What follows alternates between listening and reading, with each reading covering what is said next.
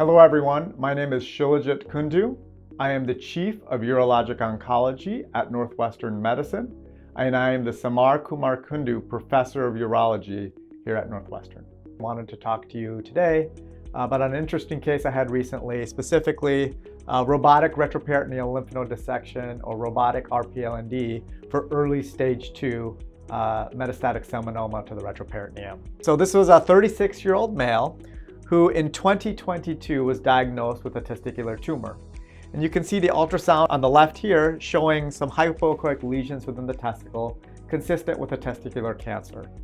Ultimately, he underwent an orchiectomy, and this demonstrated seminoma, and his markers were normal. And he had a staging evaluation, including a CAT scan of his abdomen and pelvis, which did not show any evidence of disease outside the testicle. And options were discussed with him, and he ultimately decided to pursue surveillance for the management of his presumed clinically localized testicular cancer. This is an image of his CT scan when he initially presented. This was a left-sided testicular tumor. So on the left here, you can see that his aorta, which is right here, does not demonstrate any evidence of an enlarged lymph node at the time. And he embarked on a surveillance regimen, and he followed up very diligently with regard to his imaging, blood work, and examinations.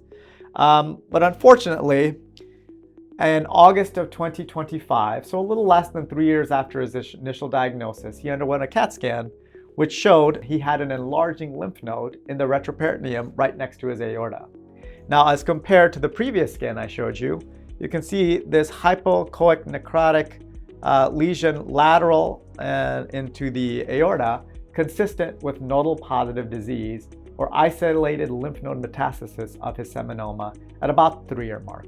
Ultimately, he was offered 3 options, all of which were good options, and I'm going to go over them. Number 1, he was offered chemotherapy.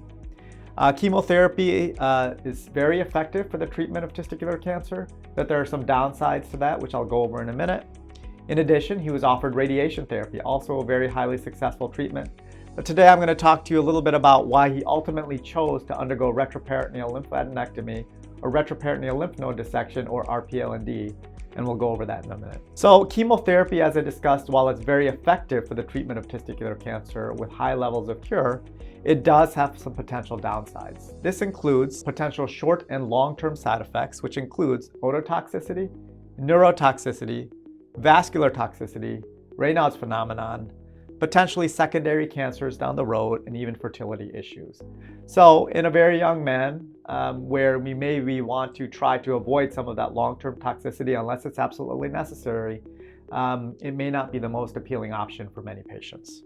Radiation therapy has been the long-standing preferred treatment for the treatment of early stage 2 seminoma, but there are some downsides to radiotherapy. Number 1, it takes definitely longer than surgery, which I'll talk about in a minute.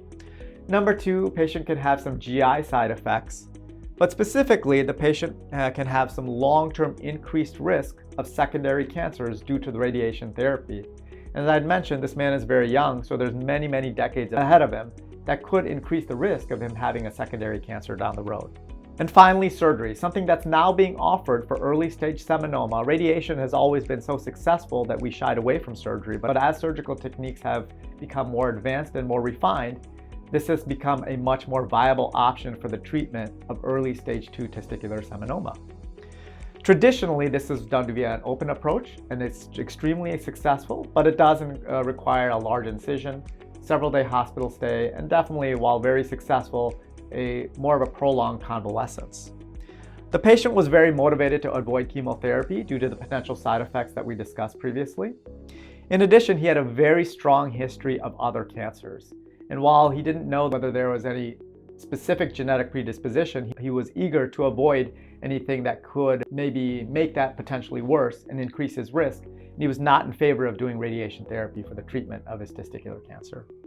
So the patient was offered retroperitoneal lymph node dissection, and this was offered to him in both the open and a newer technique that we're using, the robotic retroperitoneal lymph node dissection.